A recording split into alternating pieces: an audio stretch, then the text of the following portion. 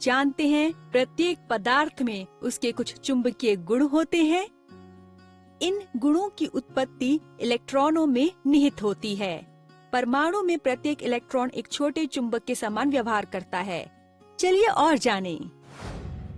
केवल लोहे की बनी वस्तुएं ही नहीं बल्कि ठोस, गैस या द्रव के रूप में मौजूद कोई भी पदार्थ चुंबकीय प्रभाव, आकर्षण या प्रतिकर्षण का अनुभव करता है।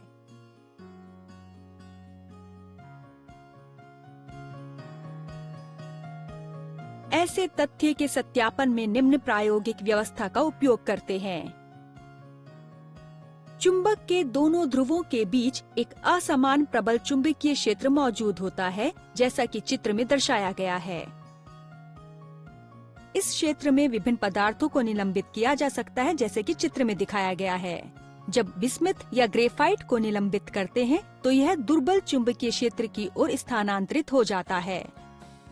इस प्रकार के पदार्थों को प्रतिचुंबकीय पदार्थ कहते हैं और इस घटना को प्रतिचुंबकत्व प्रभाव के रूप में जाना जाता है।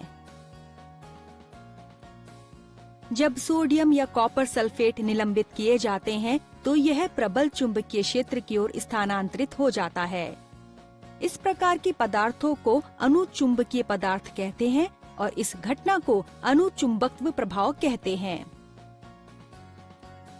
यदि लोहे को निलंबित किया जाता है तो यह भी प्रबल क्षेत्र की ओर स्थानांतरित हो जाता है, लेकिन लोहे का प्रभाव अपेक्षाकृत अधिक होता है क्योंकि लोहे पर लगने वाला चुंबकीय प्रभाव बहुत अधिक प्रबल होता है। ऐसे पदार्थ जो चुंबकीय क्षेत्र की उपस्थिति में प्रबल आकर्षण बल अनुभव करते हैं, लौह चुंबकीय पदार्थ कहलाते हैं और इस घटना को लौह चुंबकत्व प्रभाव कहते हैं। इन तीनों प्रकार के चुंबकत्व को समझने के लिए हमें परमाणुओं में इलेक्ट्रॉनों की गति का अध्ययन करना होता है।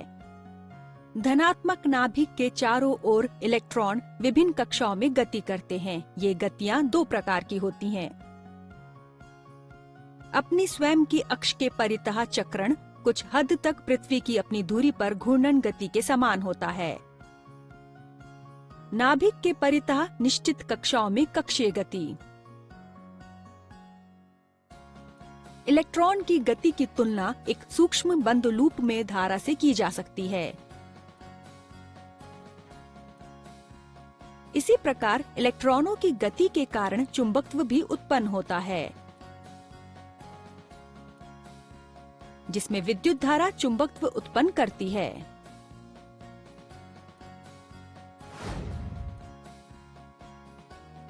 ठोस, गैस या द्रव के रूप में मौजूद कोई भी पदार्थ चुंबकीय प्रभाव, आकर्षण या प्रतिकर्षण का अनुभव करता है।